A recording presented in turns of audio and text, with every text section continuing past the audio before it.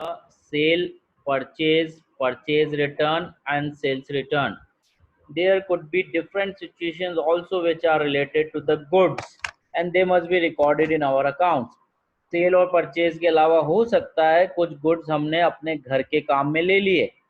Suppose हमारी shoes की shop है and we are having some marriage in our home only, and instead of purchasing the goods or the shoes from outside, why we should not take from our shop only? बाहर तो 1000 रुपए के पड़ेंगे, profit जोड़ के हम तो 800 रुपए अपनी कॉस्ट पे अपनी गुड्स को निकाल लेंगे. Now since the business and business entities are different things and therefore we have to record such transactions also. Similarly कुछ गुड्स हो सकता है सैंपल के लिए दिए गए हों, कुछ गुड्स हो सकता है चैरिटी के लिए दिए गए हों, कुछ गुड्स हो सकता है आग से जल गए हो, नुकसान हो गया हो, थेफ्ट हो गई हो, और ये अलग बात है कि उनका इंश्योरेंस भी हमारे पास हो, राइट. तो हम एक एक की जर्नल एंट्री लिखते जाएंगे. फर्स्ट है ड्राइंग ऑफ गुड्स. इसके लिए हम एक दो लाइन लिख लेते हैं और फिर इसकी जर्नल एंट्री भी कर लेंगे. A point, it may be that we could withdraw the goods from our own business for personal use instead of purchasing it from the market. If we will purchase the goods from the market, we may get them at higher price due to profit of other businessmen. As a wise person, wise का मतलब समझदार, we will draw the goods, हम अपनी दुकान से निकाल लेंगे, draw the goods from our business only at cost, because we will not earn profit from ourselves only, because we will not earn profit from ourselves only. This will be treated as drawing. कोई भी personal काम के लिए चीज निकाल रहे हैं, चाहे कैश निकाल रहे हैं, सामान निकाल रहे हैं, this will be treated as drawings, being a personal account, and will be debited as per the rule. Debit the receiver, right? अब आपको डेबिट वाली चीज तो मिल गई, क्रेडिट क्या करें? As per double entry system, something will be credit also. As per double entry system, something will be credited also. अब goods तो खाली 4 शक्ल ले सकते हैं, purchase, sales, purchase return, sales return. Sales ये है नहीं क्योंकि हम अपने आप ही गुड्स निकाल रहे हैं, सेल्स में तो प्रॉफिट जुड़ा होता है. It could not be sales, it could not be sales, it could not be purchase return also, and it could not be sales return also. So we will logically credit the purchase. हमने business की purchase को ही कम कर लिया, right? क्योंकि जब वो goods आए थे बिजनेस के अंदर तो हमने परचेज को डेबिट किया था. डेबिट व्हाट कम्स इन. अब जब गुड्स बिजनेस से बाहर जा रहे हैं तो विदाउट प्रॉफिट जा रहे हैं, प्रॉफिट इज नॉट इंक्लूडेड क्योंकि हम खुद ही तो निकाल रहे हैं. देयरफॉर ना तो वो सेल्स होगा, और सेल्स नहीं होगा तो सेल्स रिटर्न नहीं होगा, परचेज रिटर्न भी नहीं होगा क्योंकि परचेज रिटर्न तो हम उसी को ही देते जिससे खरीदे हैं, ये हम खुद निकाल रहे हैं. Therefore we will credit the purchase. तो जर्नल एंट्री हो गई आपके पास इस चीज की, drawings account debit to purchase account, right. और नरेशन में यही लिखना है, बीइंग गुड्स विथड्रॉन. याद रखिएगा इसमें प्रॉफिट नहीं लिखाना, तो withdrawn at cost by the proprietor for personal use. This will be your journal entry. सारी जर्नल एंट्री को चूंकि हम येलो बना देते हैं ताकि आपको अलग से दिखती रहे, तो this is your journal entry when the goods are withdrawn at cost by the owner, right. Goods given as charity और goods given as samples. Samples कई बार क्या होता है, कोई सपोज दिवाली चल रही होती है, राइट, तो हमारी शॉप पे बहुत लोग आते हैं कि भैया हम लोग लाइट्स लगा रहे हैं मार्केट में और आपका लाइट का ही काम है, तो आप हमें कुछ बल्ब या ट्यूबलाइट्स दे दीजिए। तो ठीक है, हम एज ए चैरिटी वर्क वो उनको दे देंगे। तो हमारे पास से तो गुड्स चले ही गए।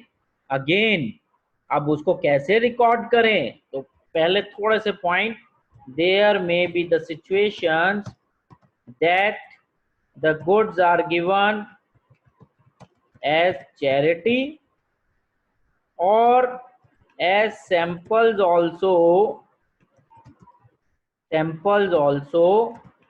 for some advertisement or increasing the sales, right। कोई एडवर्टाइजमेंट की तरह भी हम गुड्स को सैंपल में दे सकते हैं। कई बार आप देखते होंगे, आप जैसे कोई रैली वगैरह में या कोई मैराथन्स में जाते हैं, तो people give their products free to you so that you may know about those products.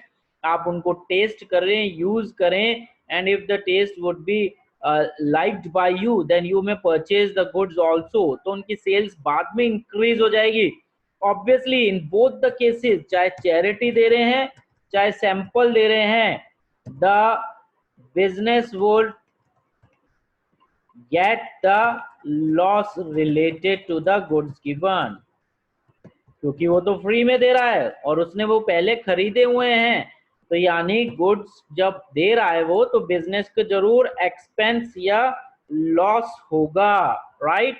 In that case, C point में हम लिखेंगे, in that case being a loss or the expense, being the loss or the expense, being the loss or expense, they will be debited, they will be debited, right। उनको हमें वापस क्या करना पड़ेगा, debit करना पड़ेगा लॉस और expense के थ्रू। नॉमिनल अकाउंट का ये नियम चलता है, राइट। और क्रेडिट क्या करें, again purchase account will be credited, क्योंकि हमने चैरिटी भी करी तो विदाउट प्रॉफिट करा, सैंपल भी दिया तो विदाउट प्रॉफिट दिया, तो purchase account will be credited as we are now reducing the purchase. और जब परचेज करी थी तो डेबिट किया था, नॉर्थ पोल और साउथ पोल वाला कॉन्सेप्ट। अब जब हम उसको कम कर रहे हैं परचेज को, तो हम क्रेडिट करेंगे, राइट। तो आपकी जर्नल एंट्री बन जाती है। अगर चैरिटी का क्वेश्चन है तो चैरिटी अकाउंट डेबिट, और अगर आपने गुड सैंपल के लिए दिए हैं तो हम उनको कई नाम दे सकते हैं, सैंपल्स अकाउंट डेबिट या सैम्पलिंग एक्सपेंसेस अकाउंट डेबिट या सिंपली एडवर्टाइजमेंट अकाउंट डेबिट। एक साथ लिख दिया मैंने सबको, टू परचेज अकाउंट, क्योंकि हमें परचेज को अब कम करना है। Being the goods given as charity और गिवन एज चैरिटी और सैंपल्स एट कॉस्ट। इसमें भी याद रखिएगा, अगर आपको प्रॉफिट भी दे रखा है क्वेश्चन में, तो आप प्रॉफिट इंक्लूड नहीं करेंगे, we have to do the entry by cost, right. Note करिएगा, हम सैंपल्स को सैंपल्स भी लिख सकते हैं, सैम्पलिंग एक्सपेंसेस भी लिख सकते हैं, या एडवर्टाइजमेंट भी लिख सकते हैं, या सेल्स प्रमोशन एक्सपेंसेस भी लिख सकते हैं।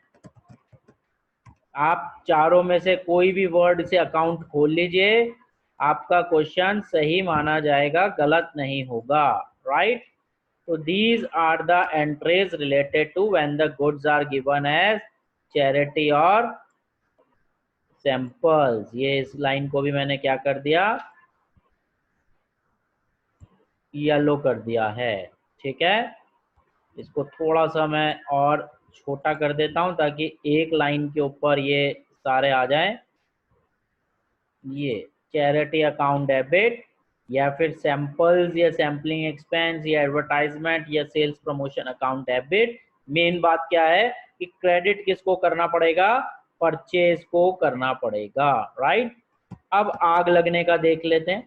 Loss of goods by theft और बाय फायर और by any other such calamities. Calamities मतलब दुखद घटनाएं, आग लग जाए, फायर हो जाए, या कोई और कैलेमिटी आ जाए जैसे कि अर्थक्वेक ही आ जाए, राइट। अब इस केस में there could be the two situations. हमें ये चेक करना पड़ेगा और वो सब क्वेश्चन में दिया हुआ होगा कि whether the goods are insured और गुड्स आर अनइंश्योर्ड, राइट। हमें चेक क्या करना है कि गुड्स इंश्योर्ड है या अनइंश्योर्ड है। अब इंश्योरेंस क्या होता है, इंश्योरेंस क्या होता है, can anybody tell? There are various type of insurance policies. हम क्या कर सकते हैं, रियली हम अपने बिजनेस को इंश्योर कर सकते हैं। कैसे? आप इंश्योरेंस कंपनी से जाइए या इंश्योरेंस का वेबसाइट देखिए और talk to your agent. There are different type of policies that is given by the company. एक पॉलिसी होगी जिसमें आपके जो गुड्स हैं, यहाँ तक कि बिल्डिंग, सामान, फर्नीचर, कंप्यूटर, इनके लिए भी पॉलिसी आती है कि अगर अर्थक्वेक आ जाए और आपका घर उसमें खराब हो जाए और डैमेज हो जाए, then you will be getting the financial assistance from the insurance company. Similarly there is one policy for the goods also. आपके सपोज गुड्स पड़े हुए हैं दुकान में 50,000 के, आपने अपनी पॉलिसी ले लिए 50,000 की या 1 लाख की, जो भी आपकी लिमिट अलाउ कर रही है। For that you have to give an annual amount to that insurance company. That could be annual, that could be 6 monthly also, anything that you and company have been decided. तो आप उनको एक fix amount दे रहे हैं, that is called as a premium.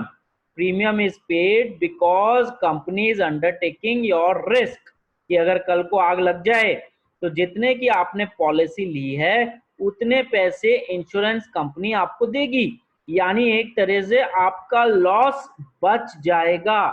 अब समझदार businessman ने ले रखी है पॉलिसी, समझदार बिजनेसमैन अपने को सेव करके चल रहा है, और एक नॉर्मल बिजनेसमैन जो रिस्क लेकर चल रहा है उसने पॉलिसी नहीं ली। तो as such there could be the two situations, right. First, goods are insured, और the second is goods are uninsured. दोनों का कॉम्बिनेशन भी हो सकता है। गुड्स पार्टली इंश्योर भी हो सकते हैं और पार्टली अनइंश्योर भी हो सकते हैं, राइट। तो इसके लिए मैं पहले कुछ पॉइंट्स लिख लेता हूं। A point, right, there may be natural और man made calamities, there could be maybe the risk of natural or man-made calamities always, as future is uncertain, right. Second point, many times businessmen get themselves insured against this risk, right. Sometimes they do not, कई बार वो अपने आप को ensure भी नहीं करते, right, यानी सारा रिस्क खुद ही झेल रहे हैं। थर्ड पॉइंट में मैं लिख रहा हूं, if insurance is done the loss will be beard by the, beard की जगह हम लिख सकते हैं born by the insurance company. Bond का मतलब वहन किया जाएगा, अंडरटेक, रिस्पॉन्सिबिलिटी इंश्योरेंस कंपनी लेगी, राइट। अब जरूरी नहीं है कि जितना लॉस हुआ पूरा का पूरा आपको पैसा मिल जाएगा। इंश्योरेंस कंपनी के ऑफिसर्स आएंगे, वो असेस करेंगे, it will assess the loss and will pass on the claim as per their formulas and policy.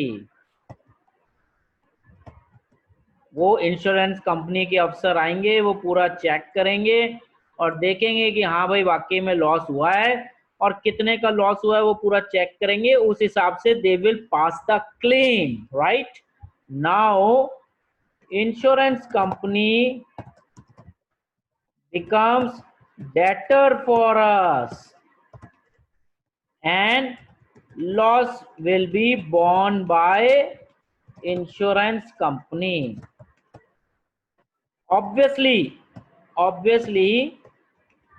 that part which is not insured or not admitted as claim by the company will be treated as our loss of the business, and all losses are debited being a nominal account. Nominal account में हमारा क्या नियम चलता है, सारे losses debit होते हैं। तो हमने इन शॉर्ट दो चीजें समझ ली है कि या तो गुड्स इंश्योर्ड होंगे या गुड्स अनइंश्योर्ड होंगे। अगर इंश्योर्ड होंगे तो उनका जो नुकसान है वो इंश्योरेंस कंपनी भुगतेगी, यानी हमको तो पैसे इंश्योरेंस कंपनी दे देगी जब तक वो हमारे लिए क्या बनी रहेगी, डेटर।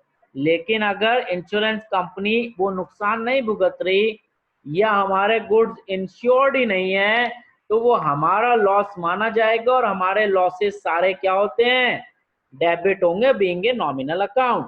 तो हम सबसे पहले देखते हैं कि हम एंट्री कैसे करें।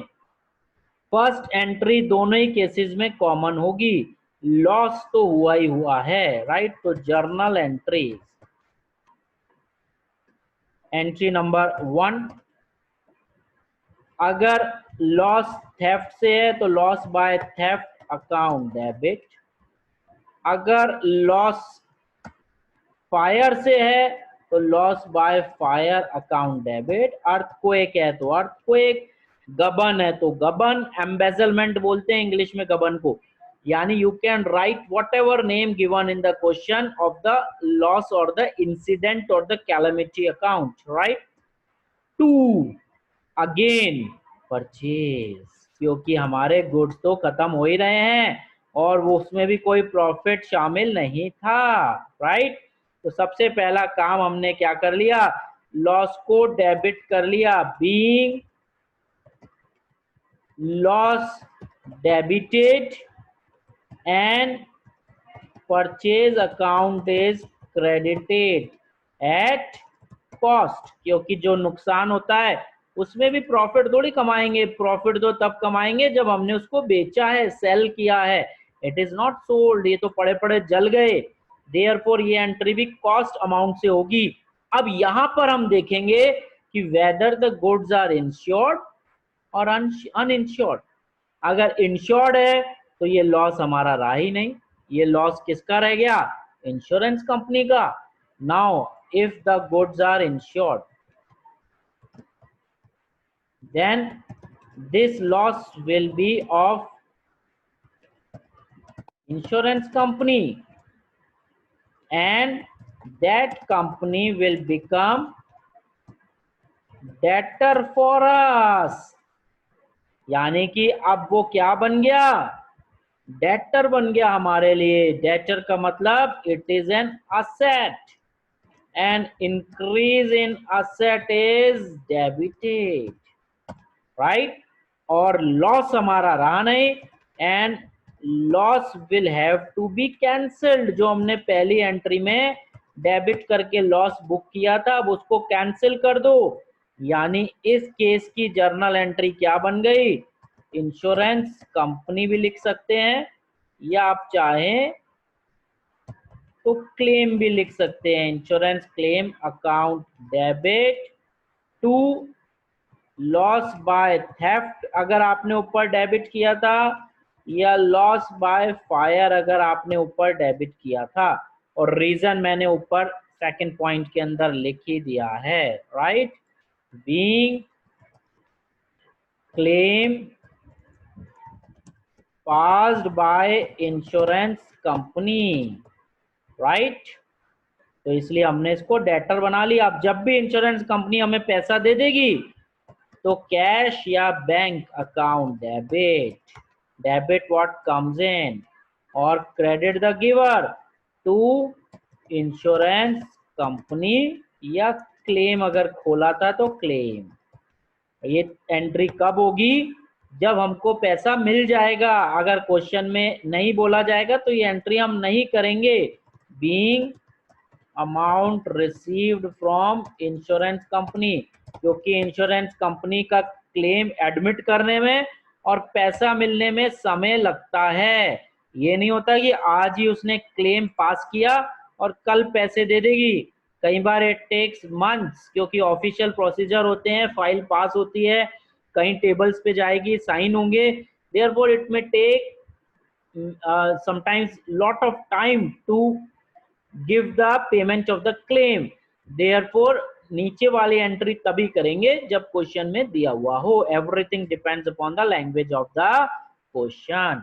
अब सेकंड केस इसी का देख रहे हैं। If the goods are uninsured, if the goods are uninsured, right। तो in such case जो लॉस लगा वो सारा अपना लग गया।